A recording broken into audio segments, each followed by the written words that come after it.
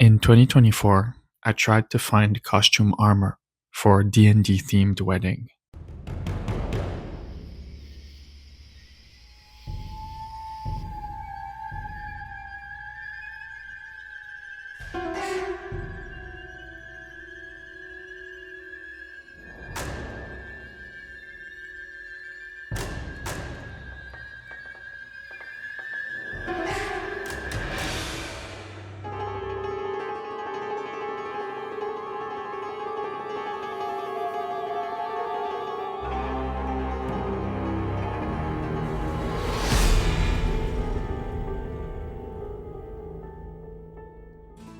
Let's be real, I might have a Pauldron problem. I'm excessively passionate about shoulder armor. We're talking unreasonably strong opinions. I made this video with a single purpose in mind, to showcase how reality is far more interesting than fiction, in this case, fantasy and LARP armor. Once you know a bit more about shoulder armor and its long, fascinating history, you see how much of a mismatch there is between real armor and what we see in media and pop culture. Today, we're taking a deep dive on the topic of real shoulder armor in Europe from the 11th century all the way through the 17th, with special attention given to the mighty Pauldron, the signature shoulder defense of the Renaissance knight. We'll explore how shoulder armor designs changed outside the battlefield, with prestige, wealth, regional style, and even court fashion all playing a role. And finally, we'll look at the reasons pauldrons vanished by the 17th century before making a comeback in modern costumes, video games, and popular media.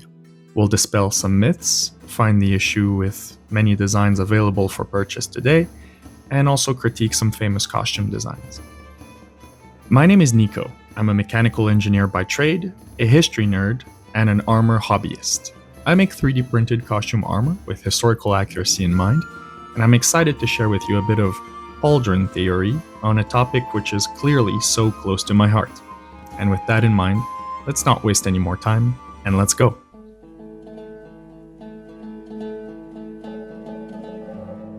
Before we begin, let's set some limitations on the scope of this review. I'm an armor enthusiast. I research it a lot for my armor making projects, I read books, I go to museums, and I consume content related to armor. That does not mean I'm a historian, nor am I a world-renowned expert on this subject. In a video like this one, I can only convey the broad strokes of what I know, the product of my research, and general statements about history, culture, war, and geography. I'll try to include all the sources for my images when available. I'll be focusing rather narrowly on European developments, primarily in Western and Central Europe. We'll be looking at armor for mounted and dismounted combat, but with an emphasis on the knightly elite, since their equipment is the one setting the trends that defined the modern depiction of a knight in shining armor. Let's quickly cover the topic of shoulder protection before the addition of plate armor. In the 11th century, knights wore mail, interlinked rings forming a hauberk that draped over the shoulders and down the arms.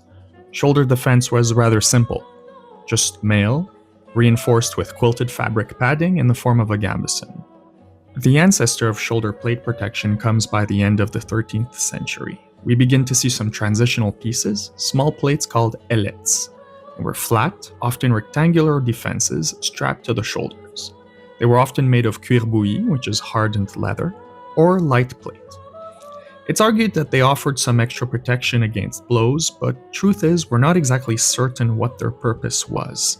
Their main objective was probably displaying the knight's arms or colors. They were in many ways an early experiment in shoulder defense, not yet functional pauldrons, but a sign of things to come.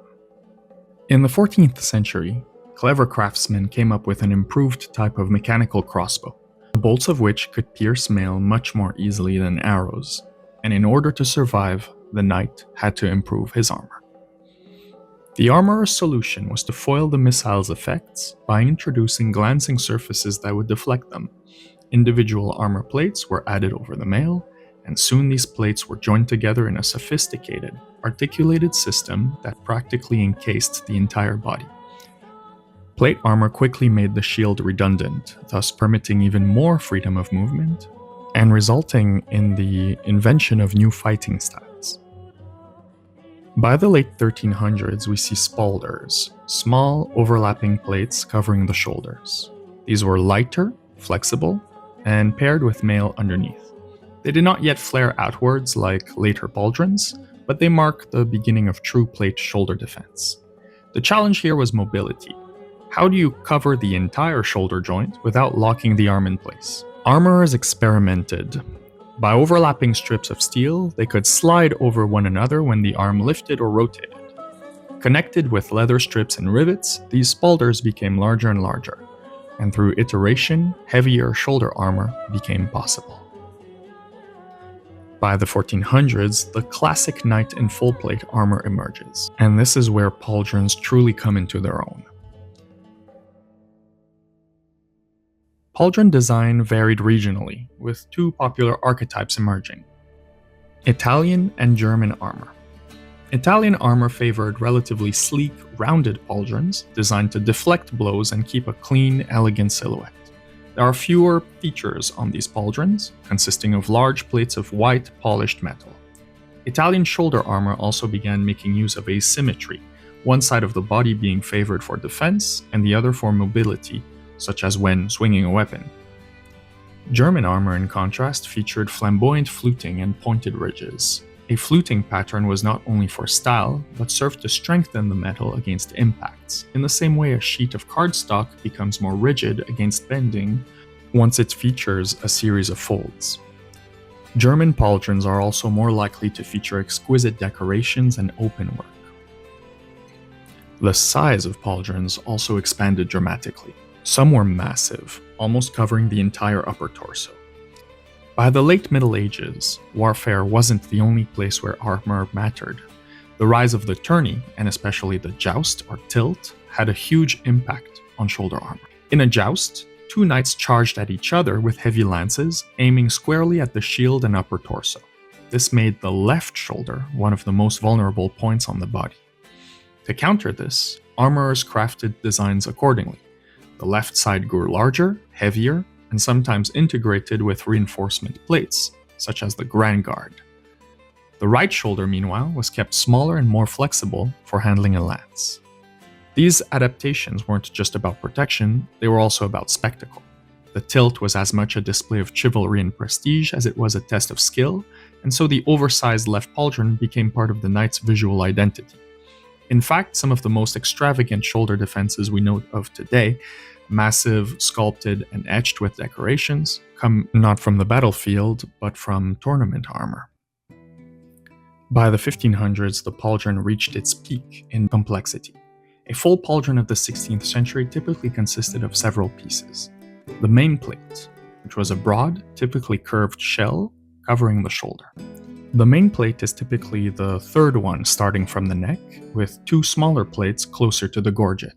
These hinge inwards, allowing one to raise their arm above their head. The topmost plate was the one attached to the gorget, using vertical locking pins or leather straps. The lames were several articulated strips of metal extending downward to protect the upper arm. These locked into the vambrace, the arm protection, specifically onto the turning collar that allowed arm rotation. These were usually connected using a mix of leathers, providing ample motion, and sliding rivets, limiting the motion but preventing the lames from being spread apart. Typically, a pauldron featured sliding rivets in the back and leathers in the front.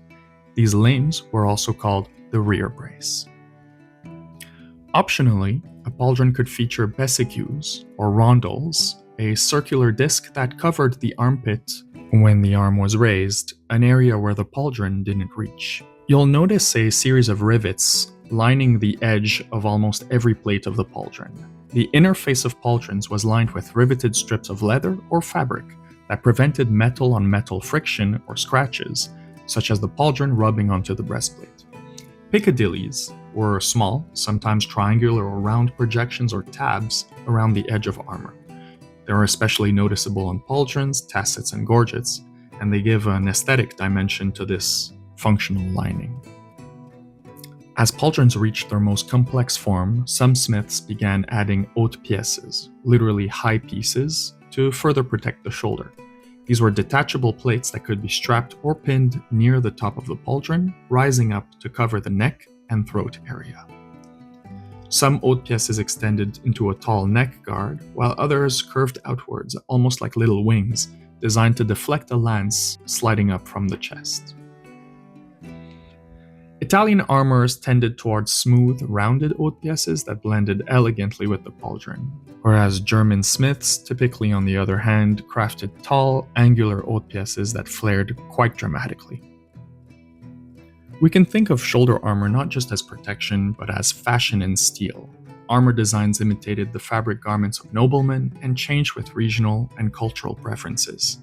Here are some very broad design differences according to regions, specifically during the 16th century. Italian pauldron designs, famously from Milan, were generally of a shape emphasizing a large main plate with smaller lames on the upper arm. These plates were typically overlapped facing down, with clean lines, smooth surfaces, and little in terms of open work. A common etching pattern at the time, in Pisan fashion, involved etching little trophies, objects, and trinkets in flowing bands over the surface of the armor. German designs, with production centers notably in Bavaria, Landshut, Augsburg, and Nuremberg, were bold, sometimes with scalloped edges, fluting, and ornamentation. Interestingly, the lower lames were larger and usually overlapped facing up. In France, imports from Milan dominated, while German styles influenced England, Central, and Eastern Europe. The famous Greenwich armor workshops that produced some of the most amazing armor we still have in museums today were largely staffed by German craftsmen. Look at this pauldron from Greenwich Royal Workshops. It's both extremely functional and gorgeously etched and gilt. You may think something so beautiful was intended for parade only or just tournaments, but no. It was commissioned in 1588 at the very moment England was preparing for invasion by the Spanish Armada. Modern preconceptions tend to think everything for battle must be plain and utilitarian. Historical evidence doesn't really support this, however. Highly ornate armor has been worn on many battlefields. While many suits were often specialized either for war, ceremonial purposes, or tournament jousting, many armor sets were intended to be multi-purpose. These suits often had pieces of exchange, essentially armor parts that could be swapped out for field, meaning war, or tilt, meaning jousting. A set of tournament armor, with all its specialized bundle of swappable parts, was named a garniture.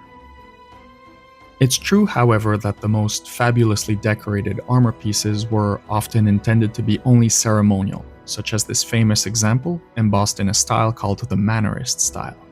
Armor was wearable art, and to commission an ornate set was a sign of prestige and fabulous wealth. So why did pauldrons really fade away? The answer is quite simple: gunpowder. By the early 1600s, muskets and pistols could pierce most armor at any practical battlefield range. Armor smiths responded by making breastplates very thick, sometimes proofed against bullet, such as with these Savoyard armors. Shoulder defenses, like pauldrons, were bulky, but also increasingly less effective against bullets. 17th century soldiers needed mobility to operate firearms way more than they needed ornate shoulder plates. And so infantry gradually shifted to lighter armor, simple breastplates, helmets, and sometimes tassets, prioritizing protecting the vital organs. Cavalry retained some plate longer, but even here, pauldrons shrank to small spolders or disappeared entirely. By the mid-17th century, the fully developed pauldron was a relic of the knightly past. Where once a broad pauldron symbolized martial dominance, now unified military clothing signified belonging to a much greater force. Now let's fast forward to today. Pauldrons never really disappeared completely. In fact, they became mythical. In pop culture, broad shoulder armor is shorthand for power. Think of fantasy epics or medieval video games, where giant pauldrons make the warriors seem larger than life, and are often the critical elements of a recognizable design or belonging to a faction. Cinematically, shoulders matter because they frame the silhouette. Costume designers know this instinctively. Big pauldrons are so associated with might that, in favor of size, we've completely forgotten how they work. Many of the pauldrons from modern costume designs are comically impractical, completely made up, or outright lazy in their use of this trope. Some common issues.